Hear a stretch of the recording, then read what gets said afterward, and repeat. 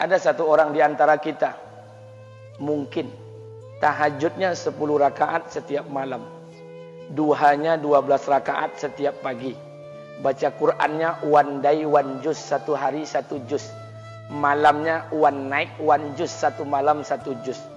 Satu keluarga di antara kita ini puasanya luar biasa Senin Kamis. Satu keluarga berpuasa Senin Kamis. Tak cukup puasa Senin Kamis, dia puasa Nabi Daud. Sehari puasa, sehari tidak, sehari puasa, sehari tidak.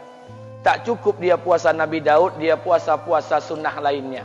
Istrinya nutup aurat dengan sempurna. Pakai nikob, pakai cadar, pakai purda, pakai manset, pakai kos kaki.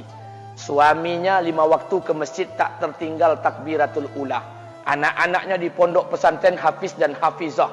Tiap pagi berinfak, tak pernah menggunjing orang. Quran terjaga, aurat terjaga, tahajud terjaga, 5 waktu terjaga, duha terjaga, Quran terjaga, puasa terjaga. Sempurna satu keluarga ini amalnya. Tapi sudah 8 tahun dia tak tengok ayah ibunya. Sudah bertahun-tahun dia tak nyapa kedua orang tuanya. Sudah bertahun-tahun dia tak berhubungan baik dengan ayah ibunya. Sudah berminggu-minggu dia berkelahi dengan ayah ibunya. Sudah berhari-hari dia bermusuhan dengan kedua orang tuanya. Maka anak seperti ini, seluruh amal yang mereka kerjakan tertolak di sisi Allah Subhanahu wa taala, tidak akan diterima Allah. Sebaliknya, kalau ada di antara kita hari ini yang pandai melayani ayah ibunya, tidak ada uang ayah ibu dia kasih uang, tak ada rumah ayah ibu dia buatkan rumah, sakit ayah ibu dia bawa ke rumah sakit, dirawat ayah ibunya dia jaga, kotoran ayah ibunya dia bersihkan pakai tangannya sendiri. Ada di antara kita hari ini yang membersihkan kotoran ayah ibunya lebih dia nikmati daripada makanan yang ia sukai. Begitu luar biasanya dia melayani ayah ibunya.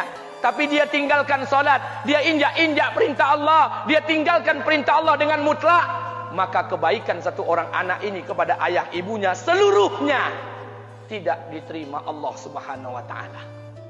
Atau jangan-jangan inilah yang menjadi penyebab amal kita tak diterima Allah.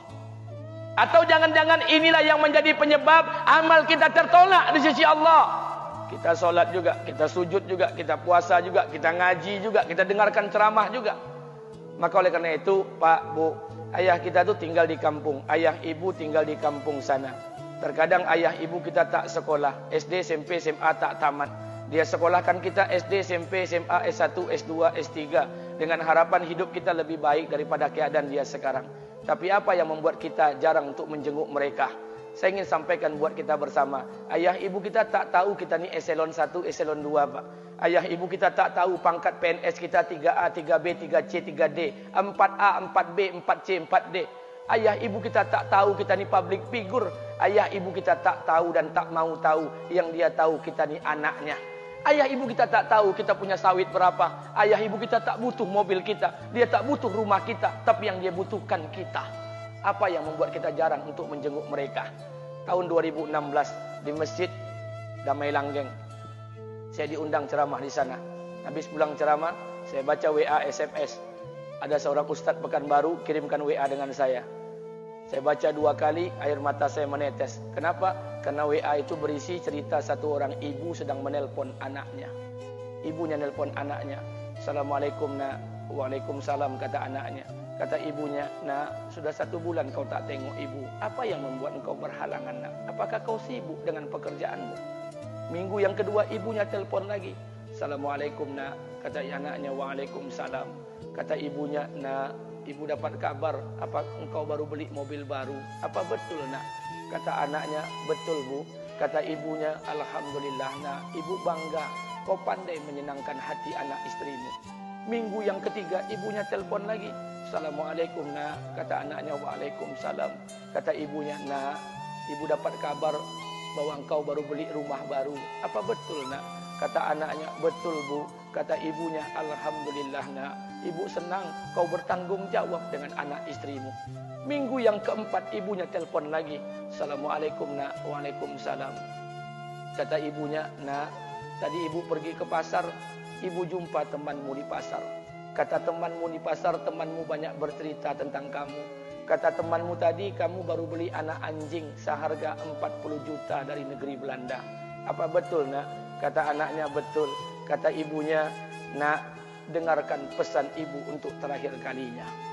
Apa pesan ibunya? Wahai anakku, engkau pelihara 1 ekor anjing. Kau siapkan harga anjing 40 juta. Kau siapkan rumah untuk anjingmu depan rumahmu. Kau jaga anjingmu pagi, siang, dan sore. Kau mandikan anjingmu pagi, siang, dan sore. Kau kasih makan anjingmu pagi, siang, dan sore. Demi Allah nak, dengarkan pesan ibu untuk terakhir kalinya. Apa kata ibunya? Demi Allah nak, demi Allah. Kalau seandainya Allah menciptakan ibu, kalau seandainya Allah menciptakan ibu untuk yang kedua kali di muka bumi ini nak, demi Allah, ibu tak ingin terlahir sebagai manusia. Ibu ingin lahir sebagai seekor anjing, biar berada depan rumahmu dan melihat wajahmu setiap hari. Ibu kita tak butuh harta kita, Pak. Dia tak butuh uang kita, dia butuh kita. Apa yang membuat kita jarang untuk menjenguk mereka? Pantas hidup kita tidak berkah. Pantas rumah tangga kita tidak sakinah. Karena hubungan dengan ayah ibu kita rusak selama ini. Masih ada kesempatan, masih. Yang jauh telepon, yang dekat kunjungi mereka. Demi Allah, kita butuh keberkahan doa mereka. Yang sudah meninggal, ziarahi kuburnya dan doakan mereka. Imam As-Syafi'i berkata, apa kata Imam As-Syafi'i? Manusia zalim, manusia bodoh, kalian tak tahu apabila ayah dan ibu kalian mengangkat tangan di malam hari, dia berdoa kepada Allah untuk anaknya. Doanya cuma sekali, malamnya cuma sekali, hanya sekali saja doanya. Apa kata Imam Syafi'i? Sekali doa ayah dan ibu kalian sudah cukup bagi Allah untuk menjadikan kalian anaknya berkah dunia akhirat. Hari ini berapa banyak doa ayah dan ibu kita, tapi tidak ada keberkahan buat anak mereka. Kenapa? Hati mereka tersakiti. Maka pulang, Pak, cari mak bapak kita. Kita punya rumah hari ini, Bu, kita punya rumah, punya harta, punya uang, punya pekerjaan, punya kekayaan, punya sawit. Kita jadi orang hari ini jadi pegawai bukan kena sarjana kita, Pak. Kita jadi orang hari ini bukan kena otak kita. Kita jadi orang hari ini bukan kena kepintaran kita. Kita jadi orang hari ini jangan-jangan kena keberkahan doa ayah dan ibu kita yang tak pandai tulis baca di kampung sana. Cari mak bapak kita, Pak. Demi Allah, kita butuh keberkahan doa mereka. Apa guna di kehidupan dunia sementara Allah tidak ridho dengan kehidupan kita? Pantas amal kita tertolak di sisi Allah. Maka pulang ke rumah cari mak dan bapak kita yang masih hidup, duduk bersama mereka. Kalau seandainya kita tak bisa membahagiakan mereka, jangan pernah menyusahkan mereka. Kalau seandainya kita tak bisa membuat mereka tertawa, jangan pernah membuat mereka menangis. Demi Allah, kita hanya punya 1 ayah kandung. Kita hanya punya 1 ibu kandung. Tidak akan ada ayah kandung yang kedua. Tidak akan ada ibu kandung yang kedua. Harta kita cuma 1. Ayah kita cuma 1. Ibu kita cuma 1. Tidak akan ada ayah kandung yang kedua. Tidak akan ada ibu kandung yang kedua. Pangkat jabatan bisa dicari. Harta bisa diraih. Kesempatan membahagiakan ayah dan ibu kita hanya sekali di kehidupan dunia ini, Pak. Pulanglah. Ketika mereka memanggil, tinggalkan istri, tinggalkan pekerjaan, tinggalkan semua proyek kita. Demi Allah, datangi mereka. Kata Nabi, sesaat kalian duduk bersama ayah dan ibu kalian akan mendatangkan keberkahan. Kenapa kalian tidak duduk bersama mereka? Jangan-jangan inilah yang menjadi penyebab amal-amal kita tertolak di sisi Allah.